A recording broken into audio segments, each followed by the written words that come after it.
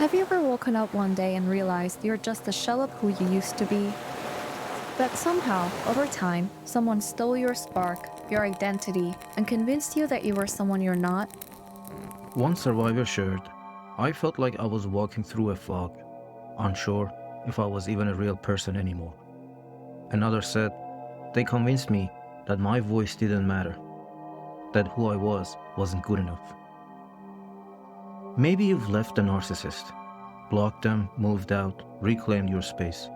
Or maybe you're still there, trying to survive the emotional minefield day by day, trying to keep the peace, trying to hold on to whatever pieces of yourself that haven't been erased. You second guess every text, you apologize when you haven't done anything wrong, you shrink when someone gets upset, even if it's not about you. And deep down, there's this question you can't silence. Why am I like this? You may be living with complex PTSD, the kind of trauma that doesn't come from a single event, but from 1,000 tiny betrayals over time. You're functioning, you're surviving, but somewhere deep inside, you know that this isn't who you really are. So what's going on underneath? CPTSD doesn't scream, it whispers until you forget that it's not your voice. It doesn't show up all at once. It creeps in disguised as mood swings, burnout, or laziness. You wake up already exhausted, not just physically, but emotionally. You try to start the day, but your brain is scanning everything. Who is mad at me? What did I forget? Did I say the wrong thing last night?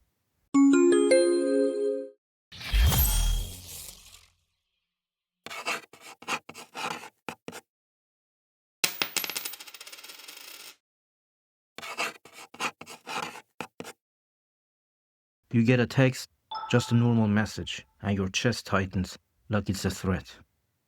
This is not about being sensitive. That's your nervous system stuck in survival mode. And when someone says something slightly critical or raises their voice, your whole body reacts. You might freeze, deflect, over-explain, or suddenly go numb. Later, maybe you cry and don't even know why. Or maybe you feel nothing. Not because you're cold, but because you learned that showing feelings wasn't safe, and now your brain doesn't know when it's allowed to feel again. You might drift out over conversations, forget basic things, feel like the world is happening around you, but you're not really in it. That's dissociation, a survival tool you picked up without even realizing it. Because sometimes the only way to get through emotional abuse is to mentally leave the room. And the pain doesn't stop there. It starts living in your body. Your stomach hurts before phone calls. You feel dizzy when someone asks you a serious question. You flinch when someone changes their tone, even if they're not angry. Your trauma has a language, and your body is speaking it. Avoidance isn't weakness. It's your nervous system trying to protect you from a world that once punished you for being open. So what do? You start avoiding. Not just a narcissist, but anything that feels unpredictable. Anything that could trigger that deep, aching sense of danger. You stop trusting calm moments. You sabotage good things. And worst of all, you start shrinking yourself. Not because you're weak, but because you were taught that small equals safe. That's what CPTSD does. It doesn't just break your heart, it rewires your identity. So how do you start healing when you don't even recognize yourself anymore? Not with perfection, not with pretending you're okay, but with a quiet, powerful act, looking inward gently. And one tool that can guide the process without overwhelming you is something called Johari's window. Think of it like a mirror with layers. Parts of you that are known, parts that are hidden, and parts that are waiting to be discovered. For survivors of emotional abuse, it's not just a psychology model, it's a map back to yourself. The first window is called the open self. This is the part of you that's visible, traits you still recognize, or that others have seen in you all along. Even if your confidence is shattered, something remains. Maybe you're kind, loyal, thoughtful. Maybe you used to be funny, spontaneous, creative. You don't need to feel that way now to write it down. You're not inventing a version of yourself. You're remembering. Ask yourself, what did people love about me before the abuse? What do I love about myself now? Even just a little. That is your anchor. Start there. You're still in there. They just made you forget how to look. The hidden self. This part holds the traits and dreams you've locked away, not because they were bad, but because someone punished you for having them. Your sensitivity, your anger, your ambition, your truth. One survivor found an old journal during a move. I had written pages of dreams I forgot I even had. Reading them felt like opening a time capsule from the version of me that still believed in something. Write it down, even if it scares you. These aren't flaws. They are parts of you that deserve space to breathe again. If someone said something kind about you, could you believe it? This is where the blind spot comes in, and it can be hard, because narcissistic abuse warps your perception of yourself. You might believe you are a burden, a failure, or never enough. But safe people, the ones who see you clearly, might say otherwise. In a group session, one survivor said, "I thought people just tolerated me."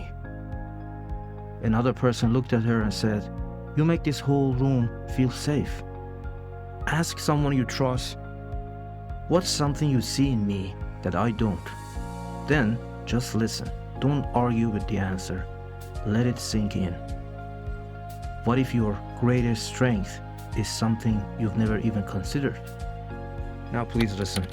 YouTube won't promote healing videos like this the way it promotes videos on cheating patterns or toxic drama. But this is the work that actually helps us heal. So if this resonates with you, please give it a like and share it in your social media circles. Someone out there might really need this right now. And if you want more tools like this to help you rebuild, subscribe. You don't have to know who you are to start becoming who you were meant to be. This is where the unknown self comes in. This is what's still waiting. This is where healing gets exciting and terrifying at the same time. It's the part of you that hasn't been fully formed yet, because the abuse didn't let you grow there.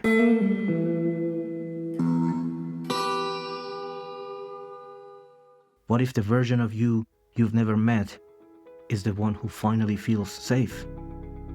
Maybe you've never tried to travel alone.